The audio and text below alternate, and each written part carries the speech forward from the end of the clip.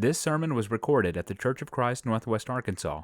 We are Christians seeking to worship God in spirit and in truth, according to the New Testament.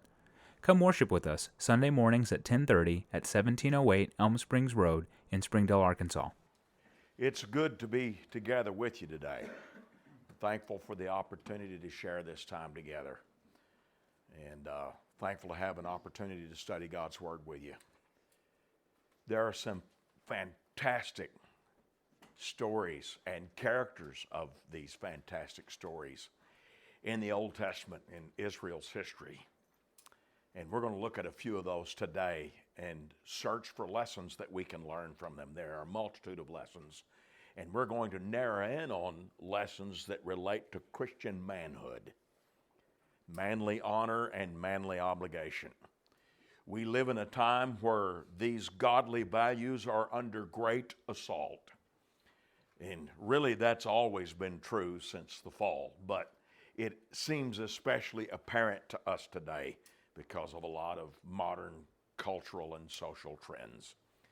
And in today's study, we are going to unapologetically speak for godly values, what it means to be a godly man. And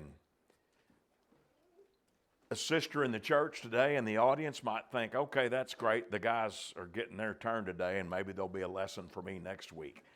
This speaks to you about the expectation you need to have of your husband or your sons or your brothers in the Lord.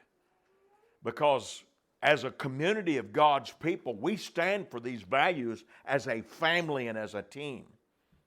It's not just for the brothers in the Lord to hear these things and say, okay, that's what it means for me to go be a Christian man and uphold those values. Our sisters must join us in holding to these values. So this study is important for all of us. Let's talk together today about the mighty men of valor that we read about in Scripture. 2 Corinthians 10 verses 3 and 4 talks to us about our spiritual warfare, and it teaches us that we are at war and we are in a battle, but our fight is spiritual in nature.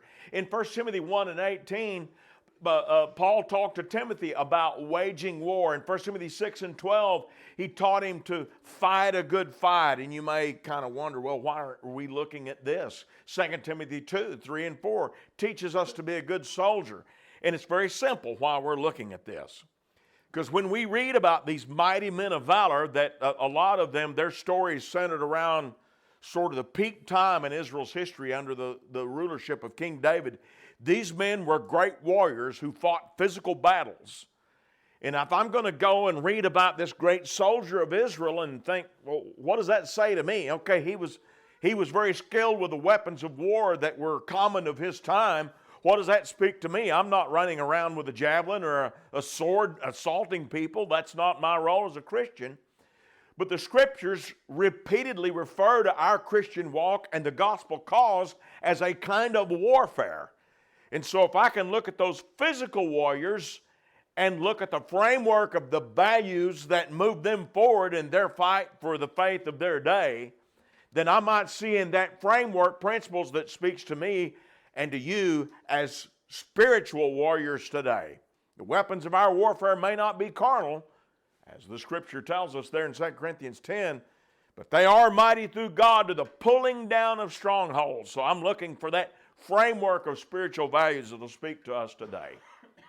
Now, what and who were these mighty men of valor?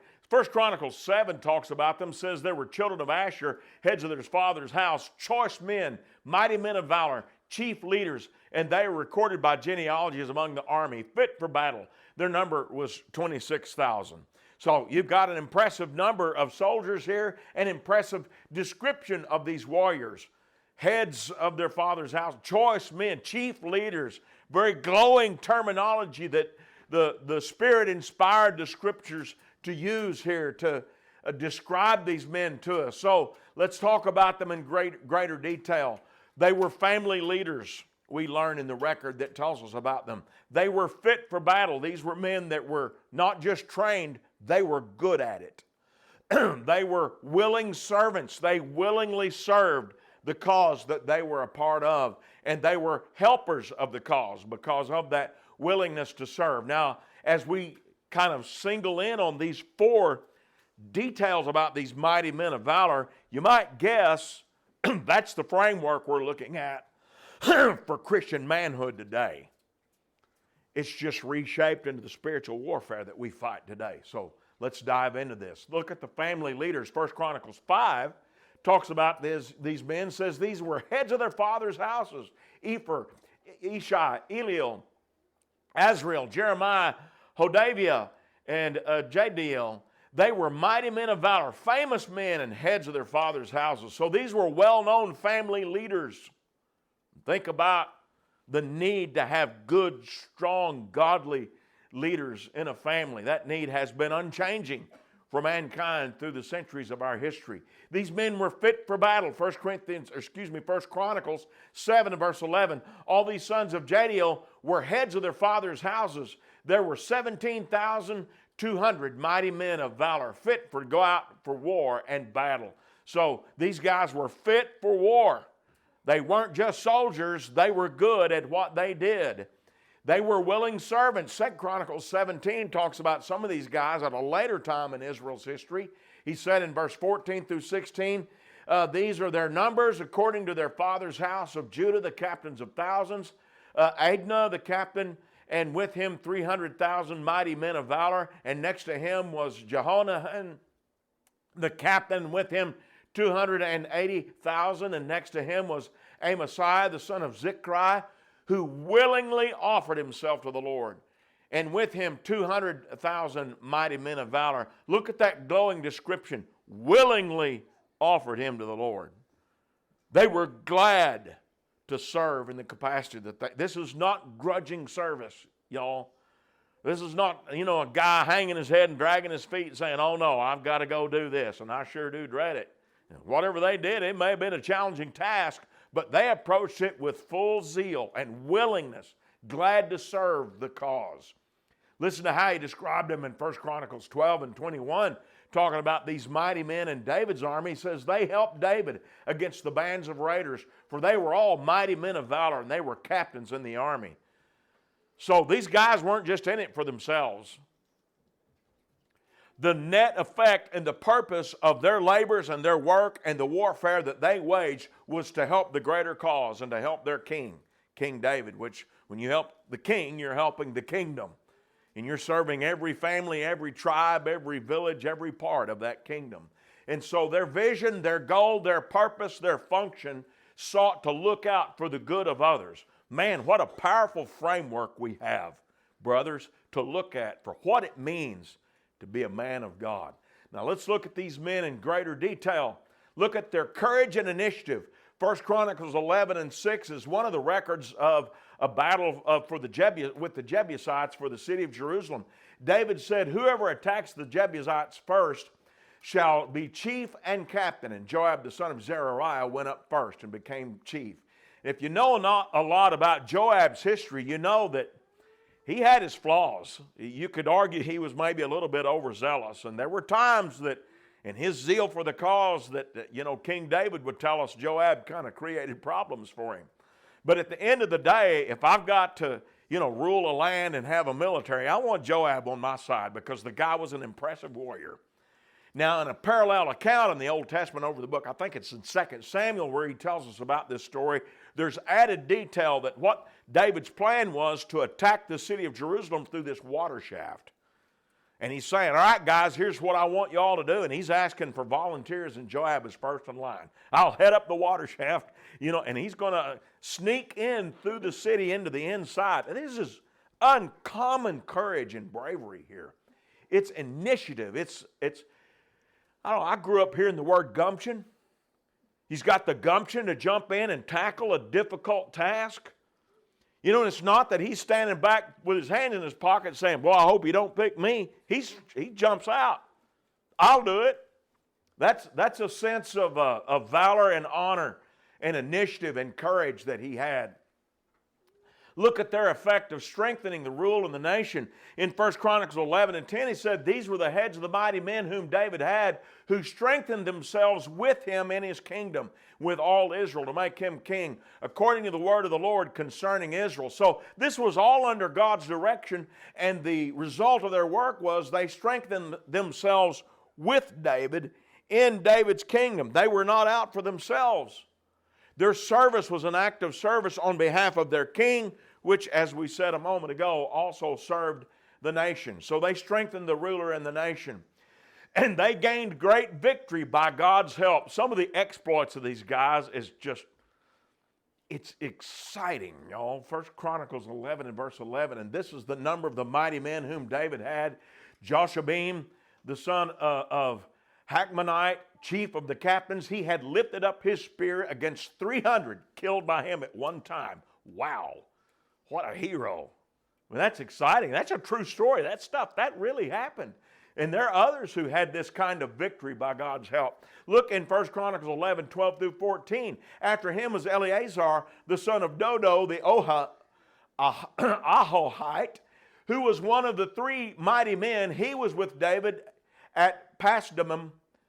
Now the Philistines were gathered for battle, and there was a piece of ground full of barley. So the people fled from the Philistines, but they stationed themselves in the middle of that field, defended it, and killed the Philistines. So the Lord brought a great victory. Now understand, the Lord worked through these men. There might come from the fact that God was using their serving, loving, courageous, willing hands to do the work that they did. The work that they did was God working through them. The victory they gained was victory by God's help. And I mean, here they are in the middle of a barley field. Picture this. And everybody's running like scared rabbits. All the Philistines, I mean, they were mighty back in those days. This is a daunting task. And just a little handful of those guys defend that ground and wipe out an entire army. Wow. Amazing warriors. There's more. 1 Chronicles 11 and 20. Abishai, the brother of Joab, was chief of another three. He had lifted up his spear against 300 men, killed them, and won a name among these three. Just another story of this great warrior. And you know, it's like this superhero movie. It just feels unreal that these guys and their exploits was so successful, so powerful. Look at another story of victory by God's help. 1 Chronicles 11, 22 and 23. Benaiah was the son of Jehoiada, the son of a valiant man from Kabzeel, who had done many deeds. He had killed 2 lion-like heroes of Moab. He had also gone down and killed a lion in the midst of a pit on a snowy day. And he killed an Egyptian, a man of great height, 5 cubits tall. In the Egyptian's hand there was a spear like a weaver's beam. And he went down to him with a staff, wrested the spear out of the Egyptian's hand, and killed him with his own spear. Picture that one. I mean, I want to watch these guys. They need to make a movie, y'all. This is good stuff. By the hand of God. Great men do great things when they serve the great God. And they're serving for someone else's sake beside their own selfish gain. These stories are oozing with that theme of honor and godly manhood. Look at the unselfish risks they took. David was then in the stronghold, and the garrison of the Philistines was then in Bethlehem. And David said with longing, "Oh, that someone would give me a drink of water from the well of Bethlehem, which is by the gate." So the three broke through the camp of the Philistines, drew water from the well of Bethlehem that was by the gate, and took it and brought it to David. Now this, Bethlehem was David's hometown, okay? And people tend to kind of like the water they grew up on. I mean, I feel like I can relate to this because I grew up on a 5-acre place in southern Oklahoma, and we had a pretty good water well on that 5-acre place. And everywhere I went to get a drink of water, no water was as good as that water out of that well. And maybe some of you had had an upbringing, you can relate to that. You know, when I grew up and left home and moved and lived other places, you come back home to see mom and dad, there just wasn't anything like getting a drink out of that well. It just tasted different. I don't know, maybe if it'd still be that way or not. That property's in somebody else's hands, so I better not, sneak up uninvited. That's how David is feeling. The Philistines are in control of his hometown. And he's not demanding that his warriors, hey guys, y'all go do this and serve me. He's just kind of opining out loud, boy, I miss water, the old home place. You know, that's kind of how he's thinking. And look at these unselfish, courageous men. 3 of them crash through the Philistine lines and go into the city and get water and come back out. Here you go. Now what do? They risked their lives to bring you a drink. Let's look at what David did. Nevertheless, David would not drink, but poured it out to the Lord. Soak that up for a second. Poured it out to the Lord, and he said, far be it from me, O my God, that I should do this. Shall I drink the blood of these men who put their lives in jeopardy? For at the risk of their lives they brought it. Therefore he would not drink it. These things were done by the 3 mighty men. Now, when you read that story, you might think, well, he kind of insulted them. I mean, sometimes if I'm out in the yard, working in the yard and the garden, and you know, I'm working up perspiration, and it's the middle of the summer, and it's really hot, and my wonderful wife will know what's going on out there, so she'll bring me a cold glass of tea. That is a welcome sight when you're out there and you're hot and you're thirsty and it's 100 degrees and it's humid. And now what if she brought that to me and I said, that dog wouldn't hunt, would it? That's not what happened here. This language here, poured it out to the Lord. In the Hebrew tongue, that's the language of sacrifice. One of the things they had as a sacrifice ritual was pouring out a drink offering. So David didn't just say, you know, what he did was a ritualistic act that added significance to their gift. He didn't detract from it like it would if I poured out a glass of iced tea that my wife brought me, and that would feel like an insult in our world. That was not the way that unfolded before those men. Is David took what was supposed to quench his thirst and he made it holy. He made it special. He elevated its value, and he explained why. Because you guys risked your lives for my minimal comfort. And I'm not worthy to have that level of a risk, so I'm going to elevate this gift you've given me to the level of a holy sacrifice to God. So, you know, the story's a little different than what it might feel like when you first read that thing. There's really something special in how David honored and elevated what these men did with the unselfish risk that they took. So who are we and what do we do? We've got the framework out there. We've looked at just as kind of a smattering and a sampling of the stories. What can I learn from this about honorable manhood today? Romans 15:4, maybe some of you already thought about this passage. Whatever things were written before were written for our learning, that we through patience and comfort of the Scriptures might have hope. Now, Paul is looking back to the written record of the Old Testament. He's saying, guys, those things are there. We can learn from them. From Genesis to Malachi, from Dan to Beersheba, as they said in Israel. Everything that's there are lessons we can learn, even though we're not following the tedium of those laws that they labored under. We're not making all these drink offerings and things like we just talked about. You know, but we can look at that story and we can learn lessons. And that's what we're going to do, guys, about what it means to be an honorable man of God in the framework of Christ today. So let's talk about that. Well, these guys were reputable leaders. What made them reputable leaders? What got them their reputation? Man, they were out there laying it on the line every day. They were taking risk, and they didn't do it for themselves. They did it for others. They didn't do it for their glory and honor. They did it for God and His kingdom and the King and all of that. Maybe I can learn from that. Proverbs 22:1 says a good name is to be chosen rather than great riches, loving favor rather than silver and gold. Boys, would you like to have a good reputation at work? I mean, I'm not asking for a verbal answer. That's rhetorical. I know you would. Or at school. Or different places around town where you trade and do business. Would you like to be known as an honest man and a hard-working man? Unselfish, giving, serving, loving, courageous man? Well, of course we want that. You know where that starts? Is at home. That's where you start building your name. You got a reputation at the house. I imagine it's probably good. I hope that's the case. What's your reputation with your wife? You know, in Ephesians 5:25, it says, husbands, love your wives just as Christ loved the church and gave himself for her.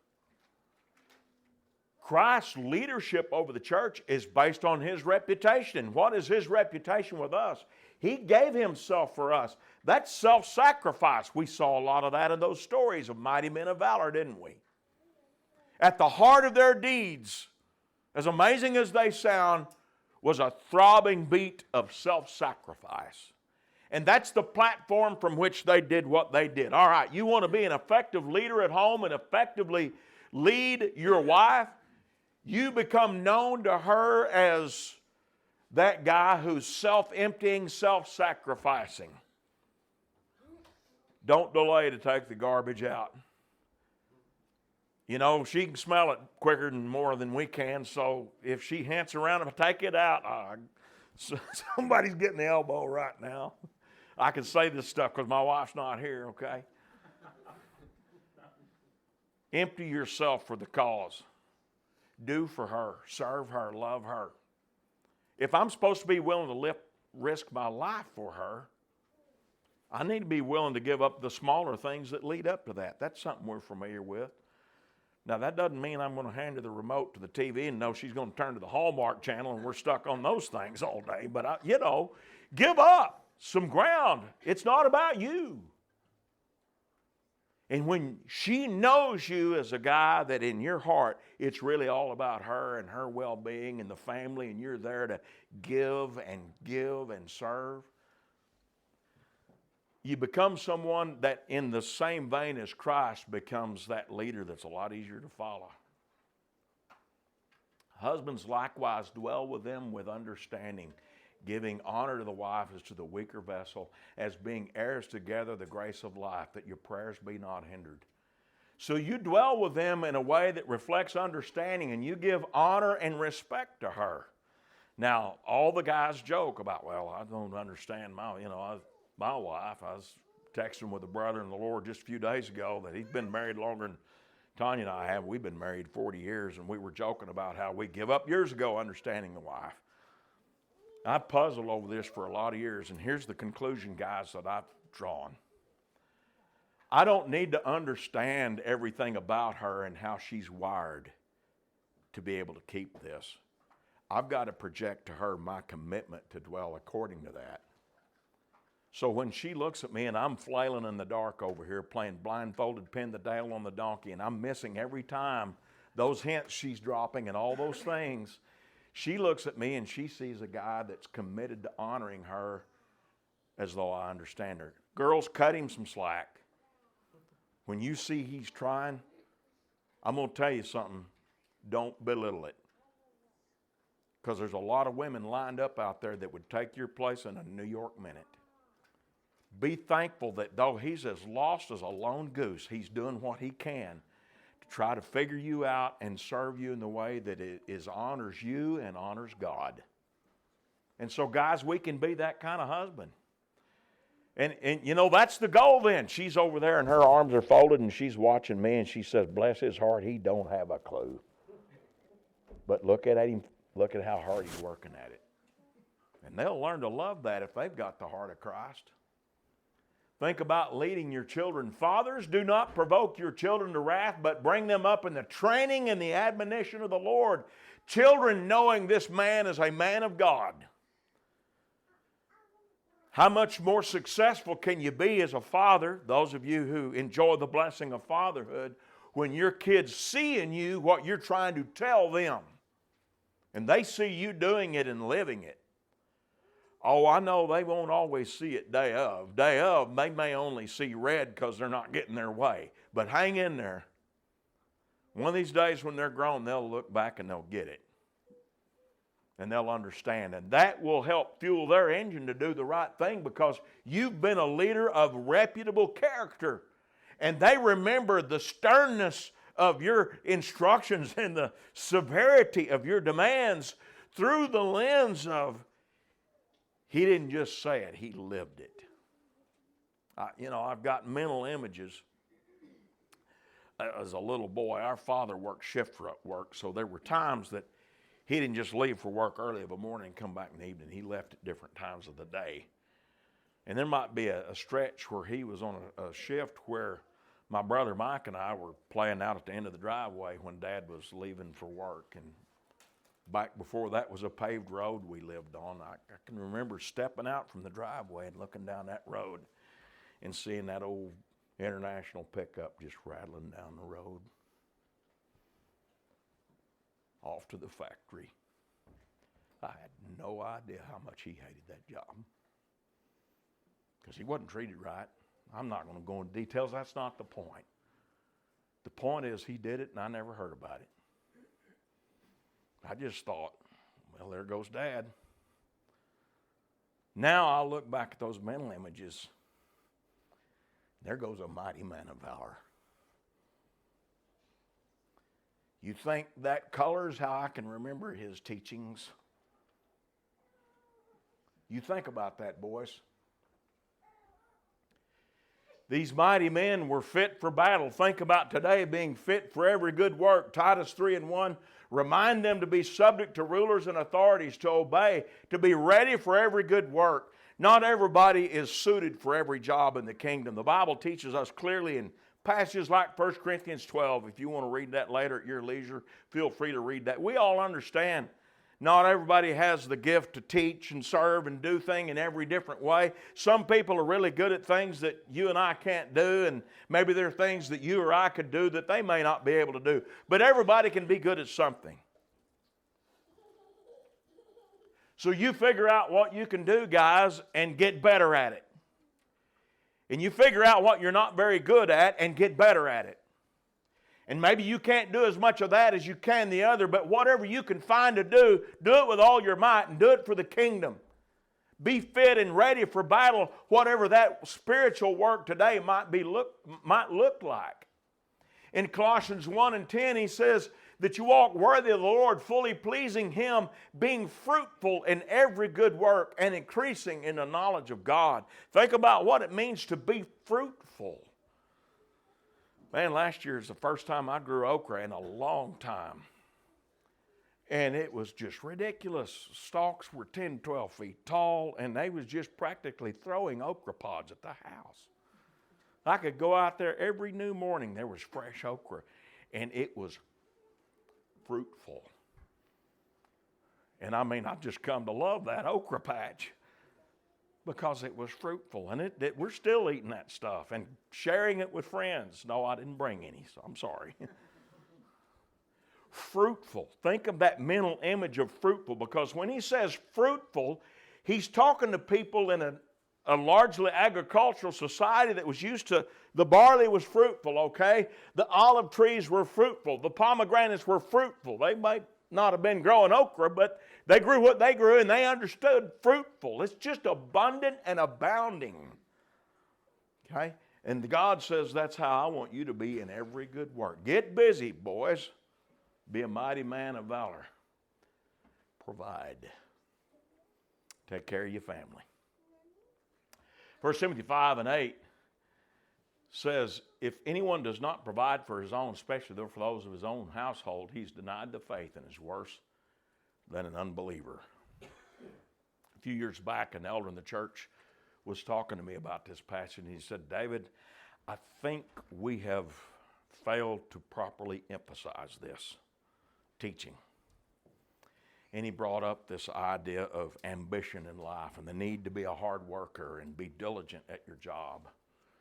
And he said, this passage ties that to a man's relationship with God. His fidelity before God, whether or not God sees him as a believer, depends on whether or not he does this job. By the time he got done with his spiel, I thought, you know what? I think he's kind of got a point. You remember old Joab showed initiative when David says, there's the water shaft, there's the city. Who's going to go? He took initiative. He had a little sand in his craw, didn't he? He had that gumption I mentioned earlier to take hold and go and do something, and it was hard. Well, that manifests itself in a lot of different ways, and it's easy to understand when we're talking about the church and the gospel. showing that initiative when you're sharing Christ with others, but we need to show that initiative when we're taking care of our families, brethren. Now, you talk to young men about, you need to figure out a career. You need to figure out something you can do for a living to provide for your family. And, you hear a lot of, guys, they have a dream that, well, here's my ideal job. That's all got its place, but I'm going to tell you something. It's not about you and your dreams. It's about whether or not you take care of your family. And if that means you've got a job that you love, then praise God.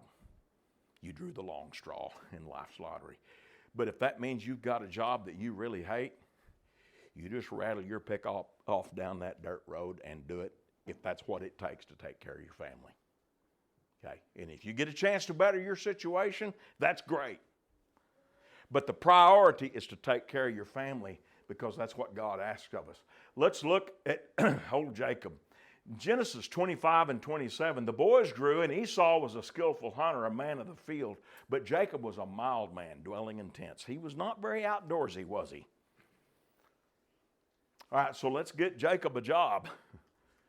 Now imagine him stepping forward with, well, here's what I like and here's what I hate, and it's all about him. Well, he's not going to find a job tending sheep, living in the wilderness, taking care of a flock.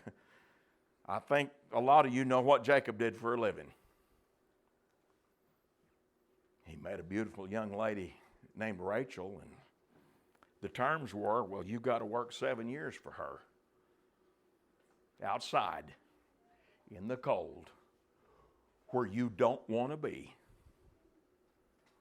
It was not his dream job, y'all, but that's what he had to have to provide and obtain Rachel. And turned out, through some dealings with his father-in-law, sister come tagging along. If you know the story, you know the story, Leah. So that's another 7 years. And now he's got them and the children they're bearing, and he's got to feed them. So he's got to keep working. Out in the field, in the cold, outside, away from the tent. Contrary to his mild-mannered nature. There's nothing in ethics that says you've got to be outdoorsy like Esau. It's not a matter of right and wrong. It's personal preference. And Jacob hated it. But that's what he did because that's what it took to take care of his family. You talk about his resignation speech. Let's go read about it. Genesis 31, this is where he left home. He quit his job finally. He'd put together enough he could kind of retire from that and keep doing the same job somewhere else and get away from his boss, who was also his daddy-in-law. You can kind of understand that. And his daddy-in-law catches up with him and wants to know what's up, and so here's where he spills his guts, okay? These 20 years I've been with you, your ewes and your female goats have not miscarried their young, and I have not eaten the rams of your flock. That which was torn by beasts I did not bring to you. I bore the loss of it. You required it from my hand, whether stolen by day or stolen by night. There I was, in the day, drought consumed me, and the frost by night, and my sleep departed from my eyes. Thus I have been in your house 20 years. I served you 14 years for your 2 daughters, and 6 years for your flock, and you've changed my wages 10 times. Now, fellas, if you're going to quit a job, there are those that would say, don't burn any bridges. So don't think of this speech as your goal of this is how I'm going to quit. You may feel like it. But here's the point in bringing this out before us. It wasn't his dream job. His dream was in that family. And he did what he had to do to take care of them. And if that meant doing something he hated, then so be it. And it was not easy. And he got a belly full of it. But he got up every day and went to work. And you think about what his children watched. It didn't quite look like a pickup rattling down an old dirt road, but it looked like a man of honor doing what it took to take care of his family. Having ambition, having self-sacrifice. Now, one time I was studying with a young man about this who was preparing to get married, and it's a long story, but suffice to say he needed some instruction and motivation about this kind of thing. And I was talking to him about, look, you got to get credentials. You've got to get some kind of trade.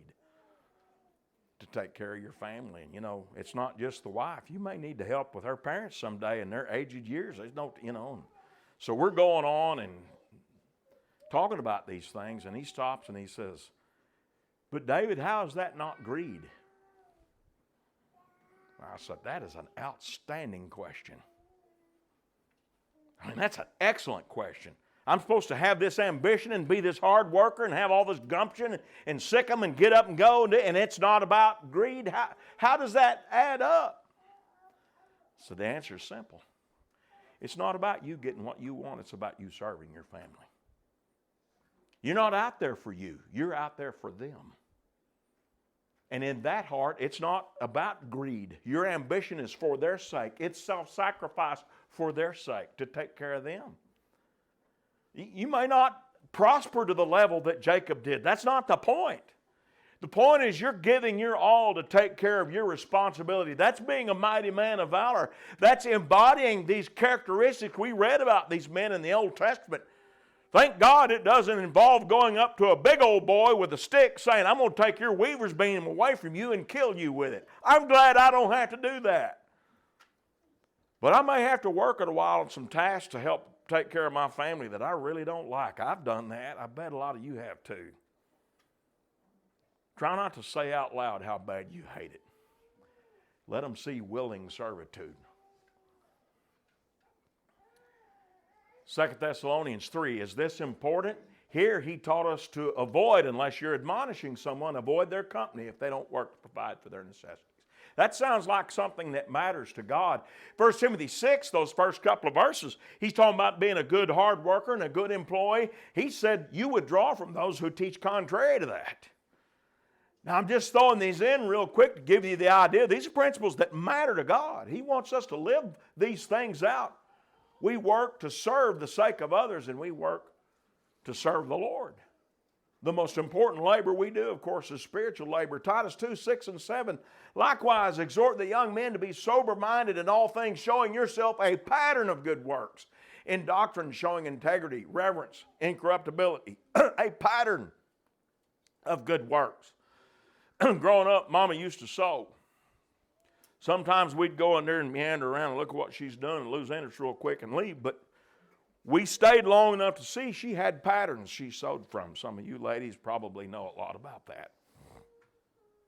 You know one thing I noticed on them patterns?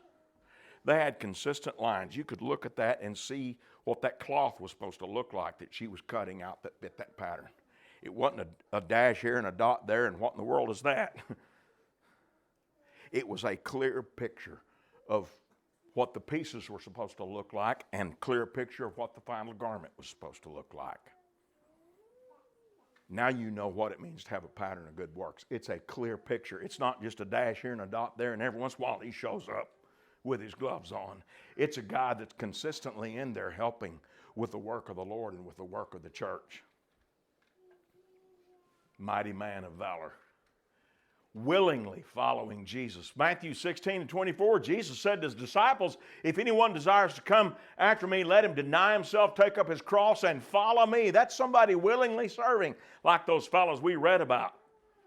Well, but I'm a mighty man. So were they in 2 Chronicles 32. The Lord sent an angel who cut down every mighty man of valor, leader and captain of the camp of the king of Assyria. So he returned shamefaced to his own land, and when he had gone to the temple of his God, some of his own offspring struck him down with a sword there. Here's the point of looking at that story. These men were mighty men of valor, but they didn't have God.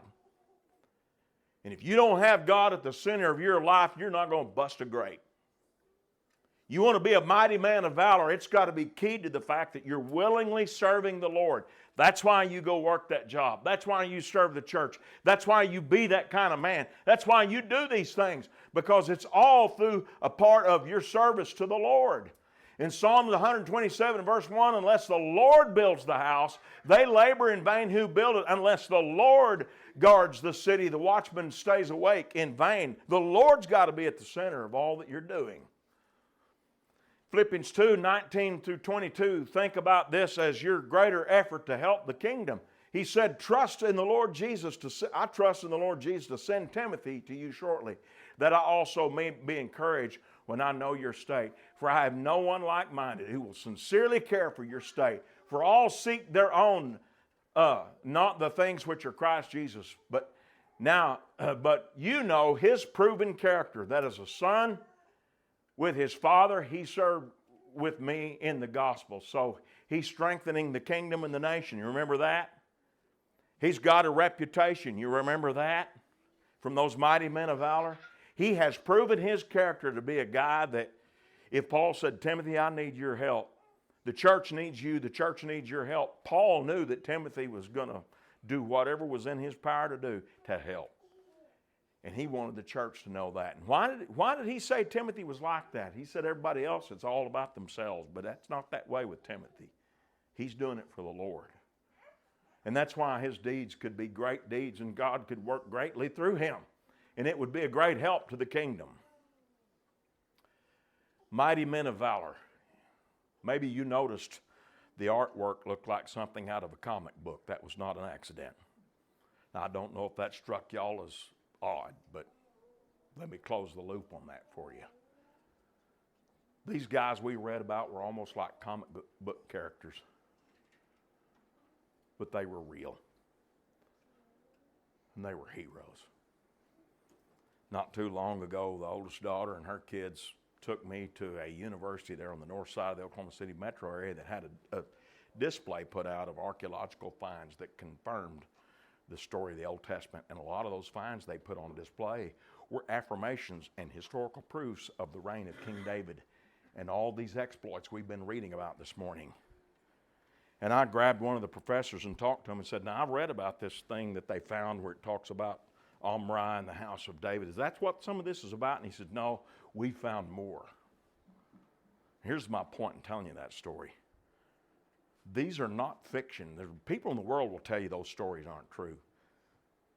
But they've, so to speak, dug up the bones and the stones and proven that, yeah, all that stuff really happened just like the Bible claimed. That's oversimplification, but you get the point. They're real. Now, it may look like comic book fiction, but it's real. You know what's real today is a man that acts with his family the way we've described and acts with the church the way we've described. Kind of like the guy imagined in that picture there. I want you to know to the world, you're comic book fiction. I cannot emphasize this enough to you, brethren. If you're in there fighting for your family for all you're worth, and you're loving your wife, and you're teaching your kids, and you're doing all you know to do, there's a lot of people in the world that think you don't exist. Literally think, no, there's nobody like that. And if they met you, they'd just be waiting for the other shoe to drop. Over the last several months, I've been studying with one young man that's come into the church with a sad family background, and to shorten what could be a long story, he's like, you know, David, everything he sees in these families in the church that he becomes a part of and going in their homes and things like that, that's something he never knew existed. He didn't believe it existed. That's just in the movies. And he is not the first guy to tell me that. And I have a feeling he's not going to be the last. To the world, a godly, unselfish, Christ-serving, family-loving, serving man is fiction. And they're all just waiting for the other shoe to drop. But to your family, you're a hero if you do the things you're supposed to do. Now, the little ones may not know it yet. Maybe they do. And it may take them a few years to figure it out, but you're a hero. Now, you go back to David and those guys that fetched water out of the well. What did David do? He made their sacrifice holy. He made it special. I'm going to tell you what, in the sight of God, your sacrifice for the sake of your family is holy. It's like that water that's poured out like a drink offering. Those stories are there, and the little nooks and crannies of those stories are there for a reason. To communicate to us, this is real to God, and this matters, and that's what it means to be a mighty man of valor today. I'm thankful to God for the good men that we see in the church and the devotion of these things, and I hope we'll always strive for these goals. And I hope this sets before our minds and our hearts the high and lofty standards of what it means to be a faithful child of God and to lovingly, willingly serve the Lord. And if you're not doing that yet in your life today, we'd love to assist you in that. or if as a Christian you need the church to pray for. We'd love to help you in that way if we can help you in either way. Please come while we stand and sing. We hope you enjoyed this teaching from God's Word. If there's anything we can do to help you in your walk with Christ, send us a message at facebook.com/CFCNWA. To find more sermons, look for us on Apple Podcast, Google Podcast, Spotify, and like our Facebook page. Thanks for listening, and God bless.